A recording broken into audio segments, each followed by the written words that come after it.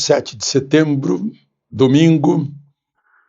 Hoje, a Igreja Católica ganhou um santo padroeiro das redes sociais.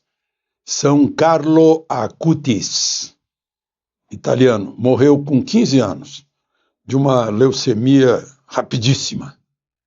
E houve outra canonização. Pedro Pier Giorgio Frassati, de 25 anos, 2 jovens santos, e nenhum deles padre religioso de alguma forma. Os santos antigamente quase todos eram padres e freiras, né? Agora civis mesmo, por caridade. Interessante que a mãe dele assistiu, a mãe do Carlo Acutis assistiu à canonização lá na Basílica de São Pedro. E o sobrenome dela, o nome dela é Antônia Salzano. Salzano é uma família muito importante da minha cidade natal, de Cachoeira do Sul. Inclusive proprietários do Jornal do Povo. Um deles foi secretário de Educação do Rio Grande do Sul e antes disso foi prefeito. Tem um busto lá na frente da antiga prefeitura, Liberato Salzano Vieira da Cunha. 2 santos.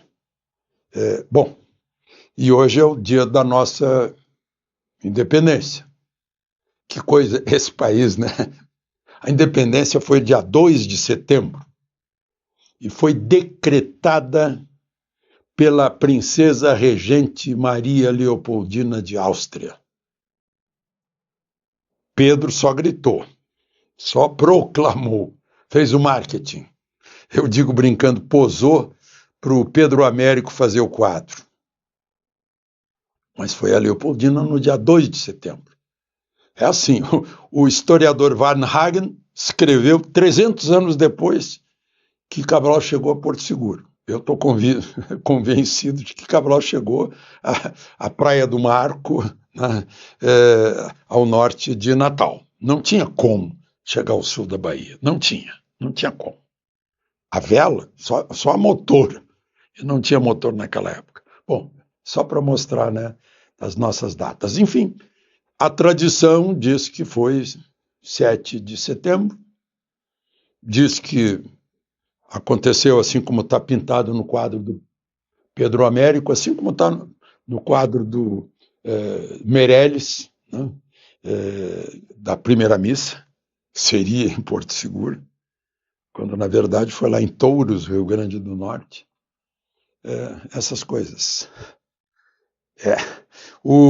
Mas Leopoldina e Pedro, eu assisti o traslado do corpo de Pedro, que veio lá de onde ele estava, fica numa igreja que está lá no alto, perto do Forte de São Jorge, da Fortaleza de São Jorge, lá em Lisboa. Foi trazido de lá, passou pelas capitais brasileiras em 1972 e está no Monumento ao Ipiranga. Monumento do Ipiranga, Monumento da Independência. Os paulistas também, a independência foi no Rio de Janeiro, em que ela assinou, mas os paulistas assumiram a independência. Parece Jerusalém e Roma, né? E, enfim, está lá junto com a Leopoldina.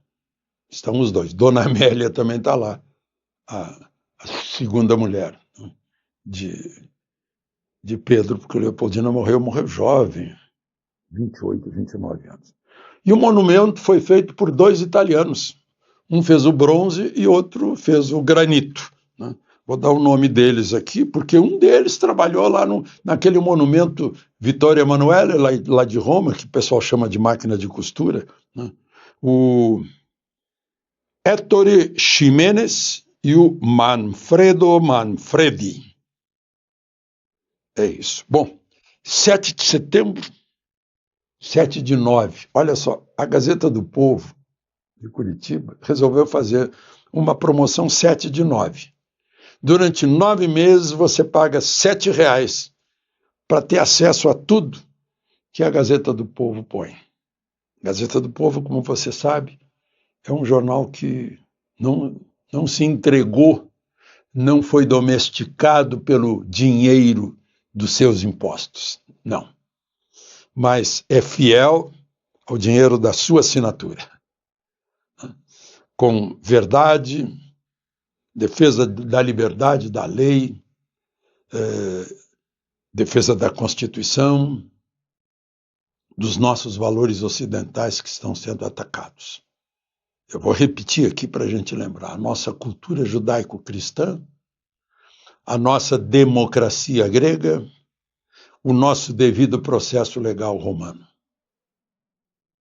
O Lula parece que adora as coisas da China. E a Gazeta do Povo está fiel a isso. Eu estou lá na Gazeta do Povo, Rodrigo Constantino também. Aliás, estávamos juntos hoje num vivo no Instagram, com o deputado local aqui, o Tiago Manzoni, mais o Dr. Sebastião, a Bia Kisses, né? Estamos todos lá na Gazeta do Povo, na verdade, na defesa da lei. E lembre-se aí, essa oferta é ótima, né? 9 meses a R$7 você vai encontrar, pode se inscrever lá em gazetadopovo.com.br/Alexandre Garcia, ou pegar aí o QR Code, né?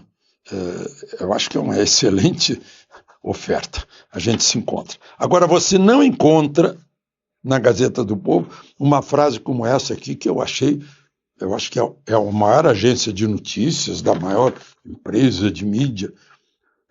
Estava relatando, eu me interessei porque foi agredido um cinegrafista, eu queria saber se conhecia. Lá num território soberano dos narcotraficantes no Rio de Janeiro. Essa soberania o Lula não conseguiu defender até hoje, né? E aí está escrito assim: o cinegrafista teve os dentes quebrados após levar coronhadas de fuzil dentro da boca. Vamos ler de novo? O cinegrafista teve os dentes quebrados. O que significa isso? Teve todos os dentes quebrados. Os dentes quebrados. Se fosse teve dentes quebrados, seria os incisivos, talvez. Após levar coronhadas, não. Eu creio que foi durante as coronhadas, não foi depois. Quer dizer, primeiro deram a coronhada, foram embora, aí quebrou os dentes dele. Levar coronhada, levar, isso é linguagem jornalística, sofrer coronhadas, né? De fuzil dentro da boca. Eles abriram a boca dele e enfiaram a coronha na boca. Meu Deus do céu. Esse é o jornalismo que deveria ser claro, simples, objetivo, veraz. Só que não. Você encontra esse bom jornalismo na Gazeta. Mas eu já vou falar de um outro jornalismo aqui. Eu já volto. Lembre-se de se inscrever e ao final de deixar o gostei ou não gostei.